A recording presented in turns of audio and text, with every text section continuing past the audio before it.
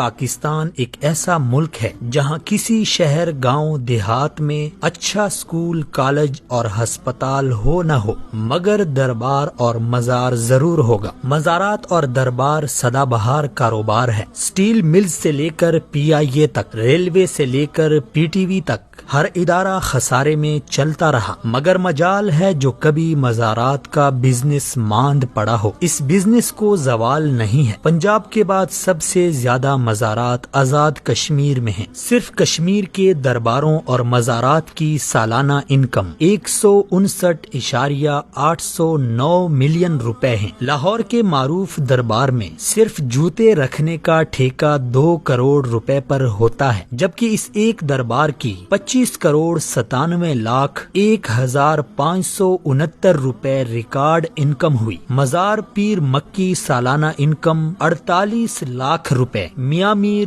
10 لاکھ روپے، مادو لال 6 لاکھ روپے، بی بی پاک دامن 31 لاکھ روپے، دربار شاہ رکن 24 لاکھ روپے۔ ان درباروں اور مزارات میں سے جو محکمہ اوقاف کے تحت ہیں وہاں کرپشن کے قصے زبان زد عام و خاص ہیں۔ ہزاروں دربار اور مزارات وہ ہیں جو محکمہ اوقاف کے تحت نہیں ہیں، ان کی انکم بھی مجاور اور مافیاز کھاتے ہیں۔ حالیہ دنوں صاحبزادگان گولڑا شریف کی شادی خانہ آبادی کے خوب چرچے ہیں۔ پیرزادوں کی شادی کی تقریبات سے ہی اندازہ لگائیں کہ مریدوں کے چندوں پر کس قدر شاہ خرچیاں ہو رہی ہیں۔ غریب مریدوں کے چندے سے منعقد مہنگے ہوٹل کی تقریب میں سیاستدان، صحافی، بیوروکریٹ تو تھے، شاید ہی کسی غریب مرید کو یہاں مدعو کیا گیا ہو۔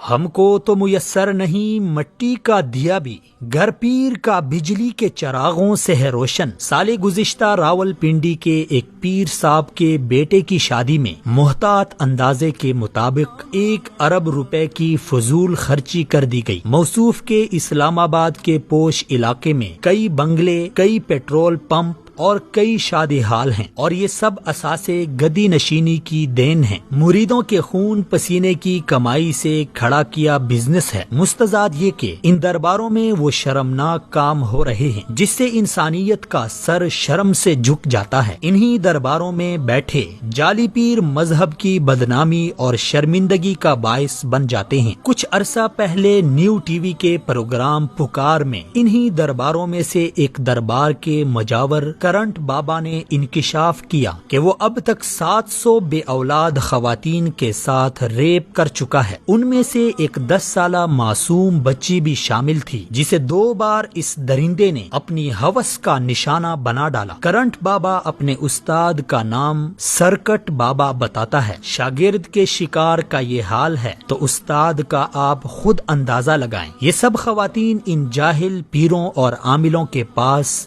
بے اولادی کا علاج کرانے جاتی تھی۔ یہ شخص انہیں جنسی درندگی کا نشانہ بناتا تھا اور پھر ڈرا دھمکا کر خاموش کراتا تھا کہ اگر کسی کو بتا دیا تو میرا موکل تمہیں جلا کر بھسم کرے گا، اور یہ خوف کے مارے چپ ہو جاتی تھی۔ اس طرح کے واقعات درباروں اور مزاروں میں تواتر کے ساتھ پیش آ رہے ہیں۔ یہ کوئی معمولی نوعیت کے جرائم نہیں ہیں۔ حکومت کو فوری طور پر مزاروں اور درباروں میں بیٹھے جعلی عاملوں اور پیروں کے خلاف کارروائی کرنی چاہیے تاکہ مزید عزتیں پامال ہونے سے بچ جائیں۔ ان درباروں میں فروکش پیروں کا بھی احتساب ہونا چاہیے کہ وہ غریبوں سے پیسے بٹور کر کیسے اپنی عیاشیوں میں اڑاتے ہیں۔